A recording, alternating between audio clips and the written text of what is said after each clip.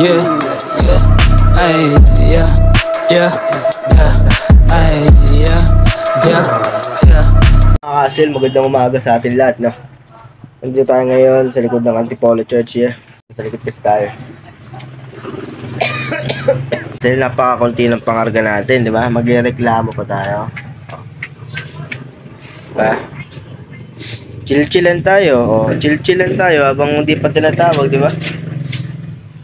Mga Kasil, no, dapat biyahe natin Cavite, Pure Gold Cavite. Gawa nang naiwan yung wheeler na po kinakaon.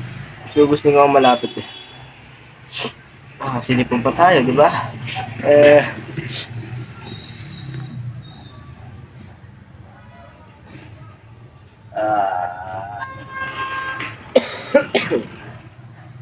Kasel. Ano ba ang araw ngayon? Time check, 6:12 AM na umaga. So, aakit tayo dito sa office para tingnan yung biyahe natin pang Lunes. Wala. Malinis.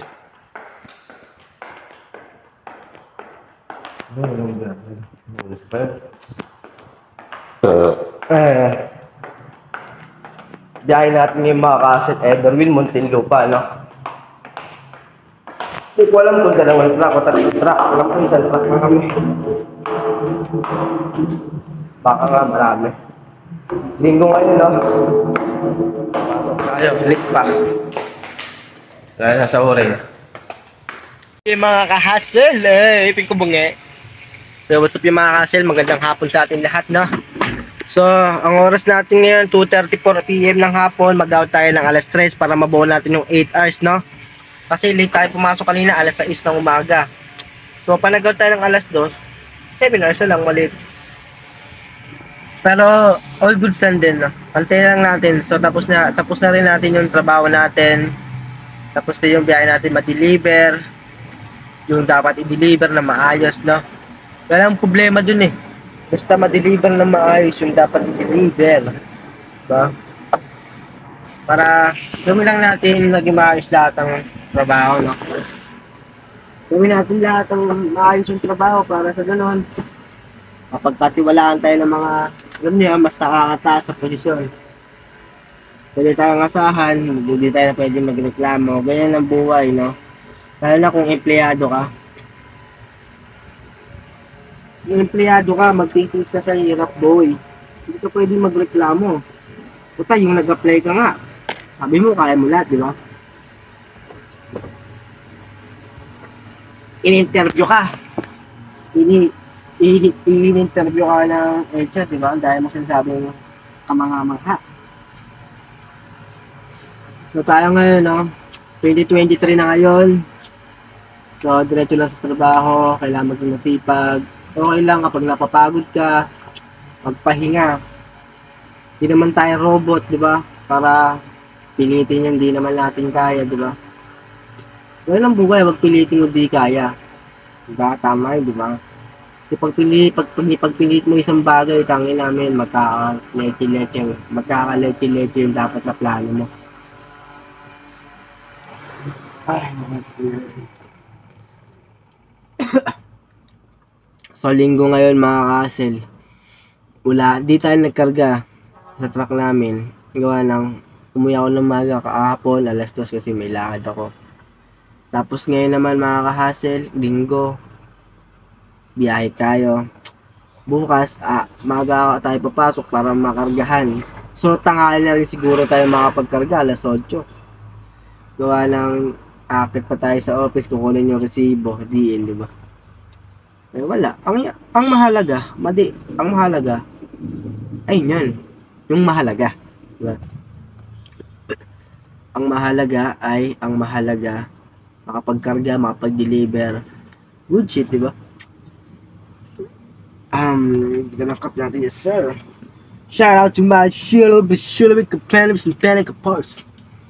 So, ganito, no? Waiting tayo sa oras. Last list. Pasado ano na yung 2:40 na. Tis-tis lang muna sa unting oras. Siyempre, habang tumatakbo yung oras, nag-ayos tayo ng ano ba yun? Mag-alive tayo, sige. So, what's up yung mga ka-hustle, no? Yeah. Meron sa atin nagtatanong ko ano yung mga na-experience natin mga trabaho. Ang dahil ko lang na-experience. Siguro 18 pa lang ako nyon. 17, no? 17 pa lang ako. Pinaka-unang-una ko talagang trabaho nyon. Helper sa pagiging mekaniko ng motor. Alam niyo yun. Tagalinis ng makina, ganun basta. Sa talyer ako nung una. Then yung pangalawa naman, sa linisan ng mga bote, yung nililinisan ng pang bote, yung mga gamot sa mga ospital, yun, nililinis namin yung kulay brown na maliliit. Kapag binubuksan namin, tapos nililinis namin yun. Yeah, shoutout kala Rex, Rex Muymo, yung mga kasama ko sa trabaho nila. Pero panahon na yun kasi binata pa kami yun, parang pera sa amin, alam mo yun. So, ang pangato ko naman trabaho is construction din ako. Nag-construction ako, side and sideline. Yun, construction, naranasan din natin yan. Panahon pa yun, mga bata pa tayo yun. Kumbaga, pinamulat na tayo ng realidad na gusto natin magkaroon ng pera, kung gusto natin kumita ng pera na wala tayong inaasahang iba, diba? Then, pang-apat, yan na yun. Medyo nagmamature na rin ako yun. So, nagtrabaho ako sa canteen sa school sa Our Lady of Fatima, sa Fairview, Fatima University. Shoutout dun basta dun ako nagtrabaho din sa canteen, tagasog ng mga pagkain. Ilang buwan din ako dun, ilang 1 year lang ata ako, 1 year. Then panlima, ito na yung totoong realidad na trabaho. Nagtrabaho sa catering, nag-apply ako bilang waiter sa mga catering. So natanggap naman din ako. Di ko rin nagustuhan gawa ng, alam mo yun, pangit na pamamalakad. Pang-anim, shit. Nagtrabaho ako bilang agent ng Romay. Romay muna o ano? Hindi, pang-anim, nag-apply ako bilang pump attendant. Gasoline boy ako niyan sa Phoenix, sa Pasig. Ayun yung pang-anim na trabaho ko, yan. Taga-pump ng, alam niyo yun, gasolina. Welcome sa Pili, ganito, unleaded diesel, ganyan ginagawa natin, naging gasoline boy tayo. Ang pampito naman, yan. Medyo gumanda-ganda. Naging sales agent tayo, nagbebenta tayo ng mga e-bike, Roma e-bike, yan yung mga yan, no? Hello mga kumbaga, yan, nagbenta tayo ng Roma e-bike, sales agent, maraming pera, marami rin tayo ng tunay na knowledge. Doon ako natutong unang magkalikot ng mga e-bike, mga electric, mga gano'n lang, mga fuse, mga basta pwedeng gawing mga sira na e-bike. Kaya konti lang, hindi naman kalupit na gano'n talaga gumagawa. Konti lang naalalaman na sa ganyan, no? Kaya na ba tayo? Pampito, ito na ang pang-8. Nag-apply ako bilang production worker sa Andox. Andox ako production 2019, mga ganun, 18, 19. Andox ako. So, dapat nga probi na tayo yun Kung nagpatuloy lang tayo Sana nandun tayo sa Andox ngayon. Kumbaga, sa Andox ngayon, probi na ako. So, papunta na dun kasi nagpas na ako ng 6 months. So, ang inaantay na lang is probi, then patuloy sa trabaho. Tapos nag-lockdown. Doon na nasira lahat. Doon na nasira lahat ng mga binabayaran sa buhay natin. Kasi mga panahon na yun, buntis yung asawa ko yun. So, hindi pwede mabakante, no? Hindi. After ng pandemic pala, meron pala. Yun, no? Pang-Siyam. Nag-Jollibee ako. Ano ba yun? Jollibee Pasig. Pasig Palengke. Yan. Pang-Siyam na trabaho yun. So, nag-grill ako. Production din ako sa loob. Tagaluto ng palit. Taga-reserve sa inyo ng powder po ng burger steak. Ganyan. Burger cheesy deluxe. Ako nag-dressing yun. Nag-dressing ng mga burger, mga lettuce, mga ganyang ketchup. Ako nag-reserve niya sa inyo yan. Kami yun.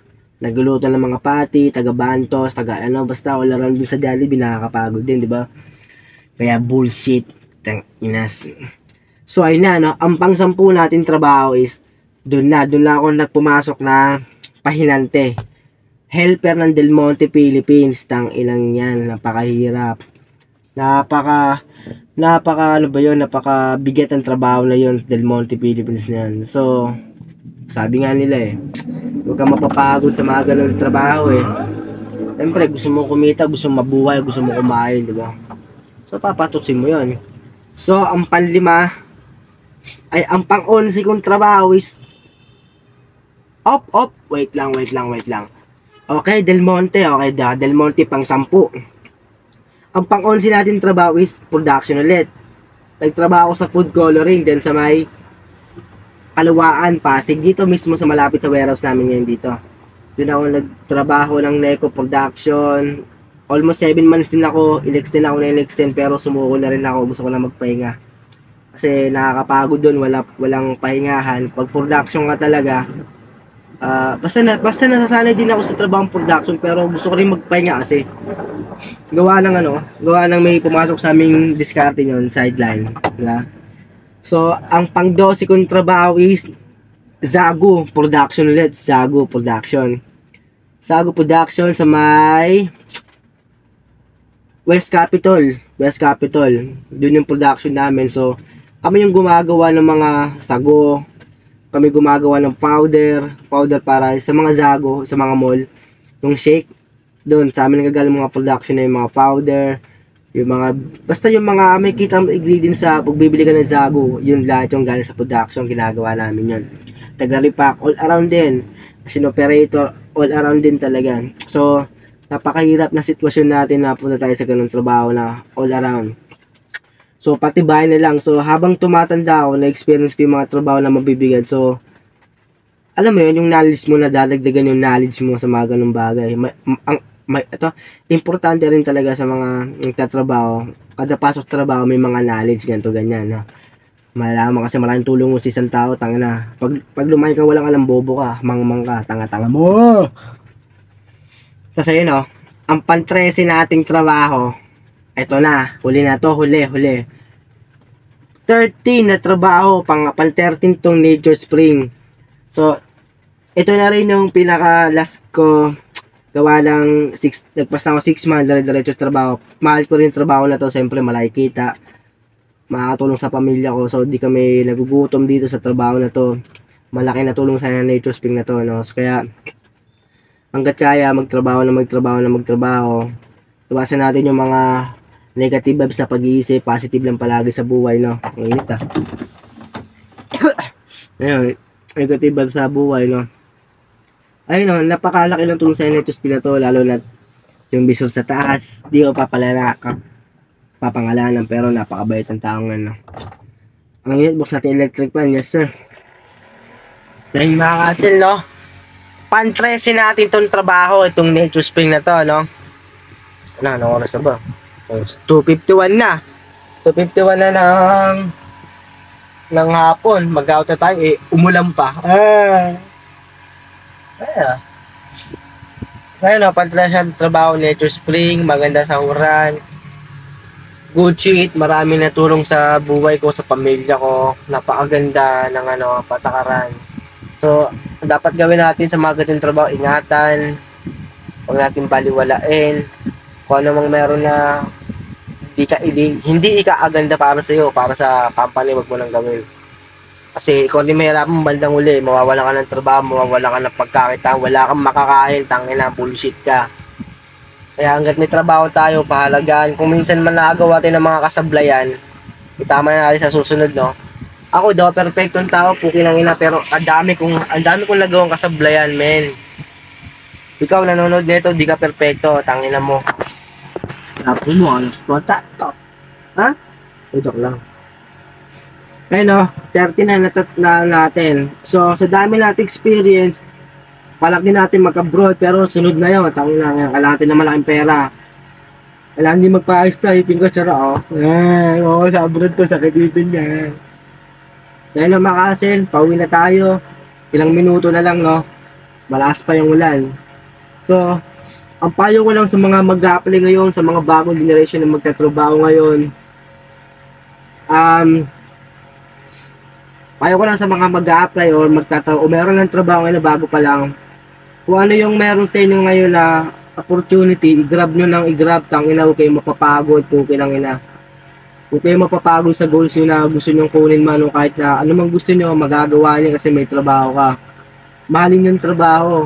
Ako daw perfecto, yung trabaho minsan napapabayaan ko, gawa na may mga financial family problem, ganito, ganyan, mga away-away. So minsan, dito lang ako sa trabaho, kailangan natin masunayan yung pamilya bago work. Pero napakahirap isipin, di ba?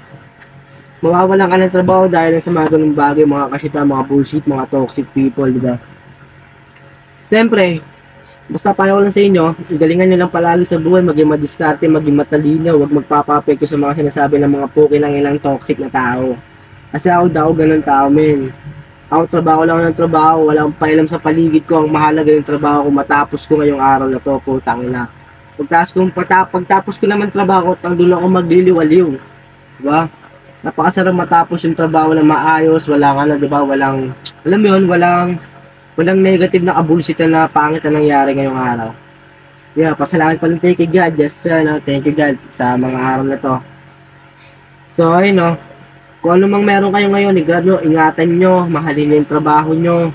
Kung ano yung pagpapalit saan mang mga bagay yung trabaho nyo, kasi panghabang buhay na yung mga trabaho na ginagawa natin sa buhay, no? Kasi tatandaan yung mga ka-hustle. Kung tandaan yung mga ka-hustle, di ba? Kung wala kang trabaho, di ka makakain ng masarap, di ka makabili ng mga ganitong cup, di ka makabili ng mga ganitong mga silver na yan. Kung panluho lang, ay putang ina, malupit. Pwede kang bumili ka anong gustong bumili ka ng spaceship. Ba, kung kaya mong bilhin. Sa akin, may pamilya ako, kailangan kong magtrabaho. Kailangan kong ibigay sa nila yung mga nilalais nila na ganito, ganyan, mas maging masaya sila. Ako wala nang pera sa sarili ko, magkapagod man ako, tangin na magkasakit ako, men. Basta yung pera na dapat para sa akin, sa kanila lang din, no? Kung meron man din sobra-sobra, nakakabili-bili naman din ako ng para sa amin, mag-asawa, no?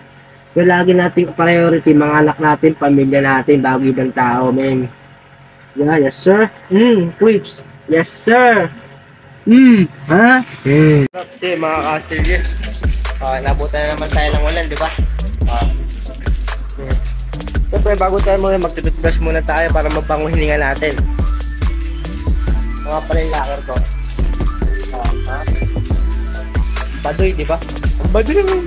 Kasi yung warap yung mga kasapos tayo mag-toothbrush na. Smile teeth. Mabango na. Bango, di ba?